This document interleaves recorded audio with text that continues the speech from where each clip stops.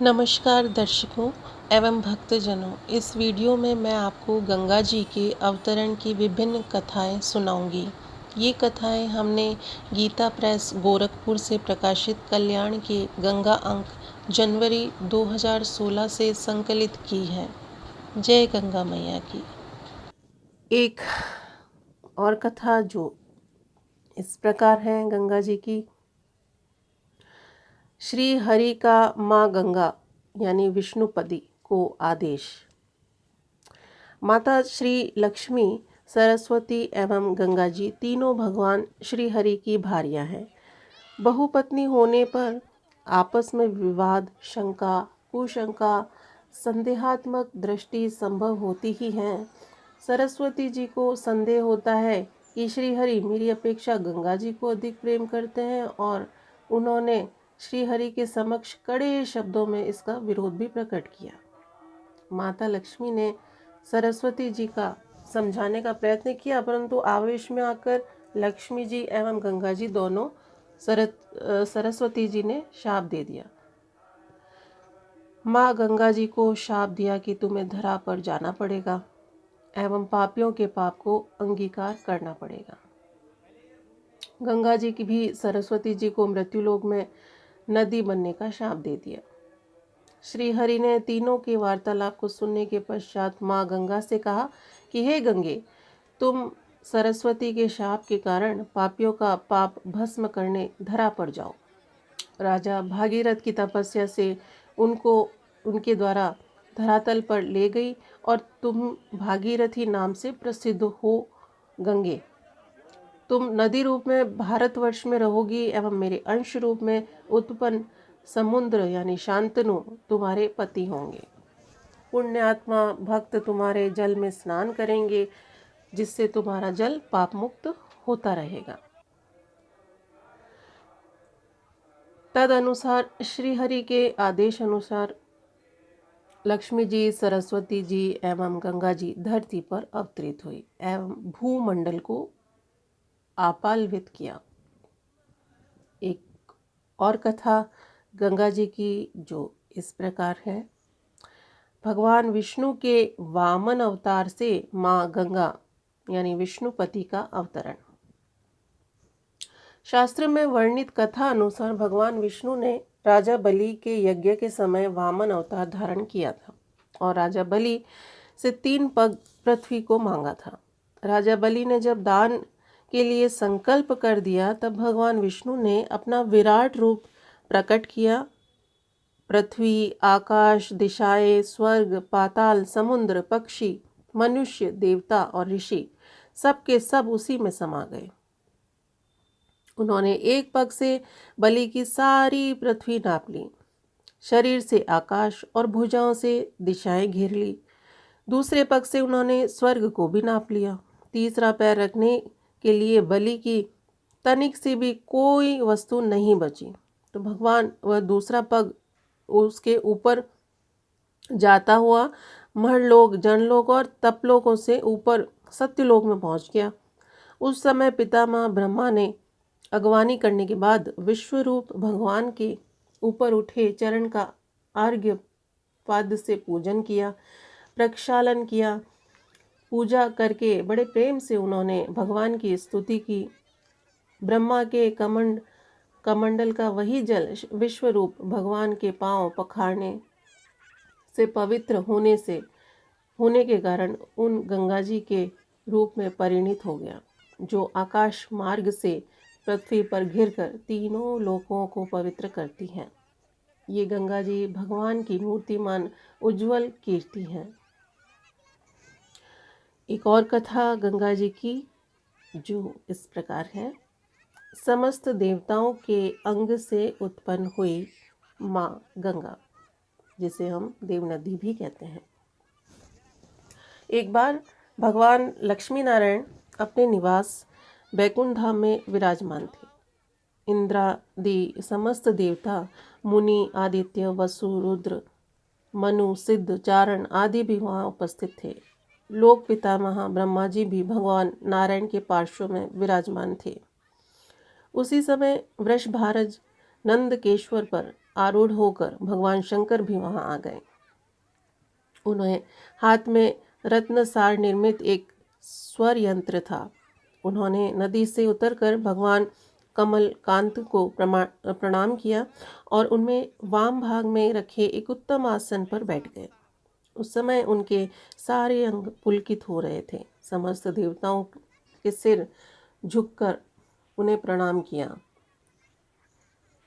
तदंतर स्वर यंत्र लिए भगवान शंकर ने सुमधुर ताल स्वर के साथ संगीत आरंभ किया, जिसमें भगवान श्री कृष्ण और भगवती राधा जी के गुणों एवं रास संबंधी लीला का वर्णन किया।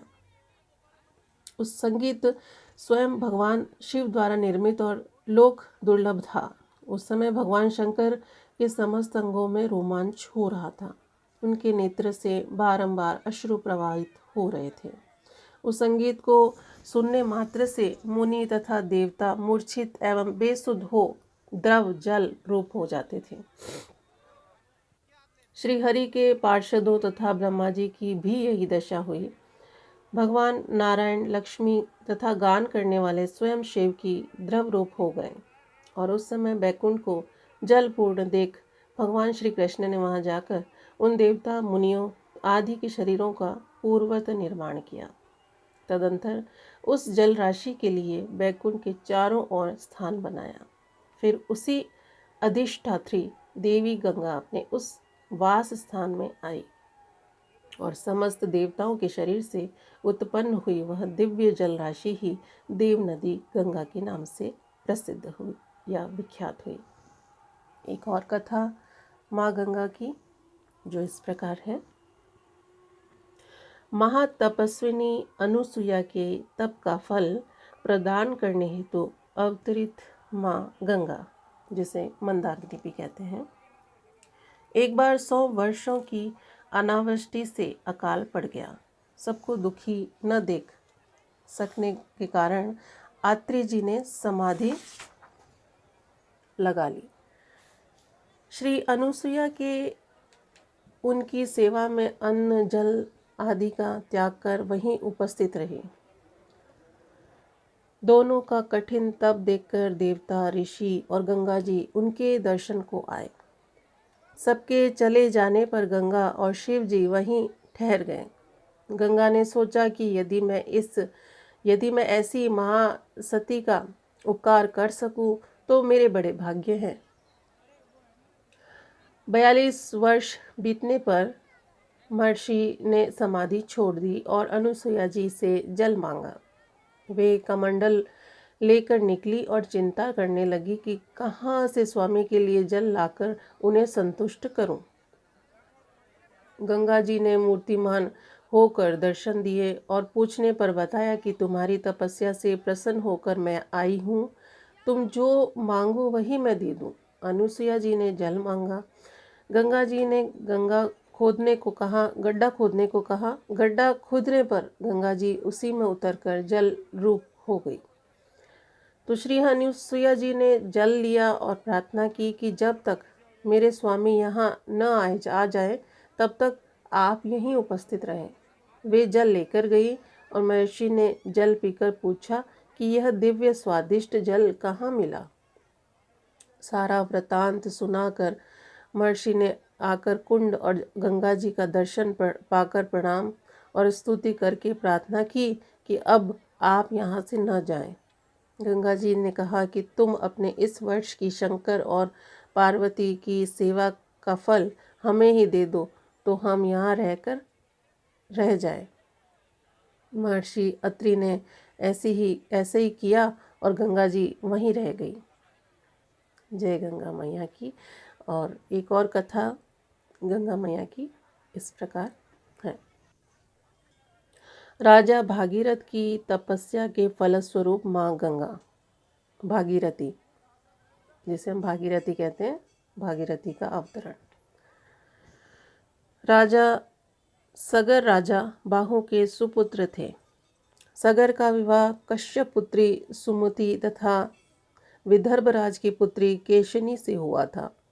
केशनी के गर्भ से उत्पन्न असमंजस नाम का पुत्र तथा सुमति से 60,000 पुत्र उत्पन्न हुए थे।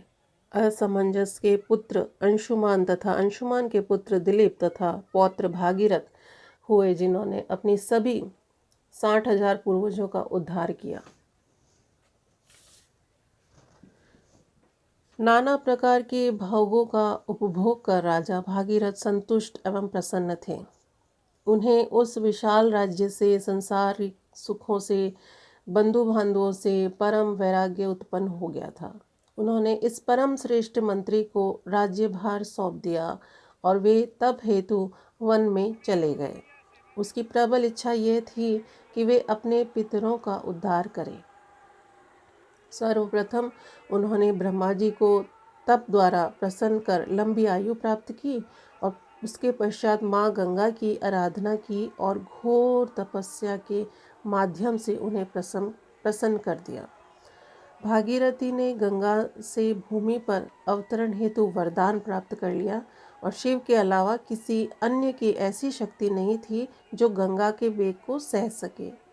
शंकर जी को नीचे खड़ा देख गंगा जी गर्जना के साथ बड़े वेग से आकाश से धरती पर उतरी एवं भगवान शंकर की जटा में विलीन हो गई। राजा भागीरथ ने भगवान शिव की स्तुति की एवं गंगा जी को जटा से पृथ्वी पर अवतरित करवाया। राजा भागीरथ गंगा को उस स्थान पर ले रहे थे जहां उनके पूर्वज भस्म हुए थे। उसी मार्ग में एक जनु नाम के ऋषि यज्ञ कर रहे थे। माँ गंगा ने उनके यज्ञ स्थल को पूर्णतया जलमग्न कर दिया, जिससे ऋषि क्रुद्ध हो गए एवं संपूर्ण जल का पान कर लिया।